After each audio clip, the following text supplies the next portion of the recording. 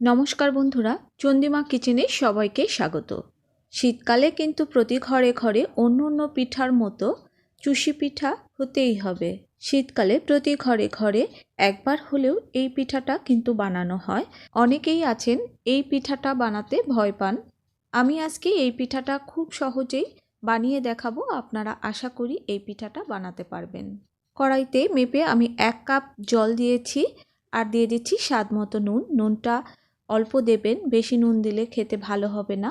জলটা যখন ফুটে উঠবে তখন খুন্তি নেড়ে নেড়ে চালের গুঁড়োগুলো এভাবে অল্প অল্প করে দিয়ে ভালো করে মিশিয়ে নিতে হবে। আমি গোবিন্দভোগ বাজারের কেনা চালের গুঁড়ো নিয়েছি। খুব ভালো করে যখন মিশে যাবে তখন গ্যাস ওভেনটা আমি বন্ধ করে দিচ্ছি। ঢেকে সেদ্ধ করার কোনো দরকার নেই, চালটা কিন্তু পুরোটাই সেদ্ধ হয়ে গেছে। এবার আমি ঢাকা দিয়ে রাখবো হালকা একটু ঠান্ডা হওয়ার জন্য। খোলা রাখলে শক্ত হয়ে যাবে, এই জন্য ঢেকে রেখে দিতে হবে। এবার গরম থাকতে থাকতে চালের আটাটাকে আমি ভালো করে মেখে নেব। আর গরম থাকতে থাকতেই কিন্তু চালের আটাটা মেখে নিতে হবে। খুব ভালো করে মেখে নিতে হবে। অনেকে এই পিঠাকে চুষি পিঠা বলে, চুষির পায়েস বলে, আবার অনেকে কাটা পিঠা বলে। চালের আটাটাকে আমি খুব ভালো করে মসৃণ করে মেখে নিয়েছি। চালের আটা মাখা হয়ে গেছে। এবার চালের মণ্ডটা একটা বাটির মধ্যে আমি ভেজা কাপড় দিয়ে ঢেকে রাখবো। আর অবশ্যই ঢেকে রাখতে হবে, তা না হলে চালের মণ্ডটা শুকিয়ে যাবে। আর শুকিয়ে গেলে কোনো পিঠাই তৈরি করা যাবে না।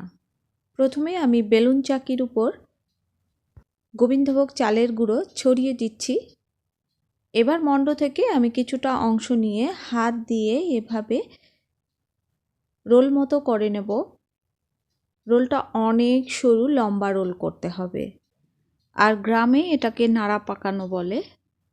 হাতের তালুর সাহায্যে এরকম ঘুরিয়ে ঘুরিয়ে সরু রোল করে নিতে হবে। এভাবে অনেকগুলো একবারে করে নেবেন, এতে পিঠা কাটতে বেশি সুবিধা হয়। একটু দেখে বুঝে নিতে হবে, এখানে বলে বোঝানোর কিছু নেই, খুব সহজ, একটু চেষ্টা করলেই পারবেন। আপনাদের বোঝার জন্য আমি একটু সময় ধরে নাড়াটা পাকিয়ে দেখাচ্ছি।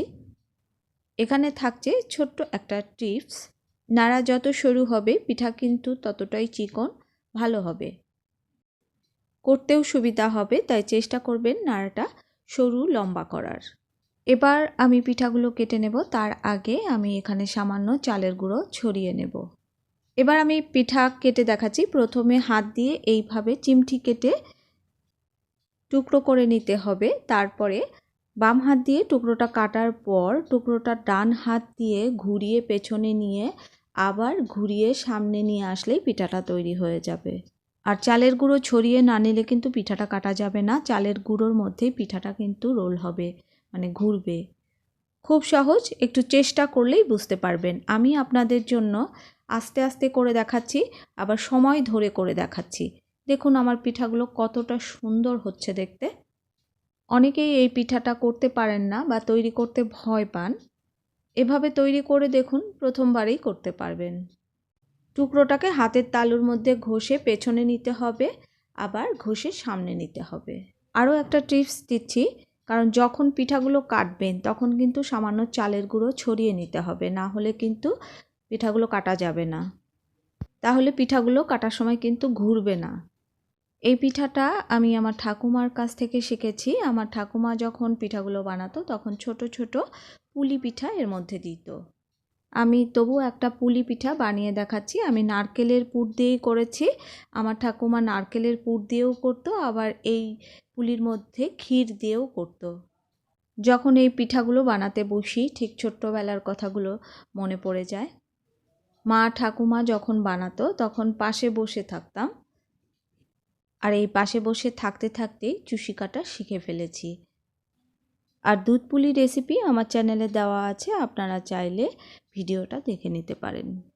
আমার রেসিপিটা যদি আপনাদের ভালো লাগে তাহলে লাইক, কমেন্ট, ফ্রেন্ডস অ্যান্ড ফ্যামিলির সাথে শেয়ার করতে ভুলবেন না।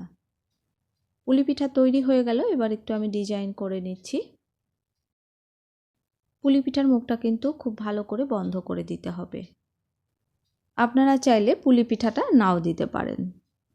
আর এই পলি পিঠাগুলো দেখতে খুবই কিউট, খুব ছোট ছোট।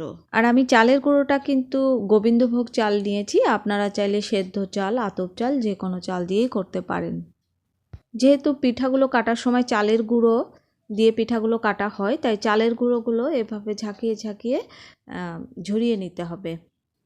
আমি স্ট্রেনারের মাধ্যমে ঝাঁকিয়ে ঝাঁকিয়ে চালের গুঁড়োগুলো ফেলে দিচ্ছি।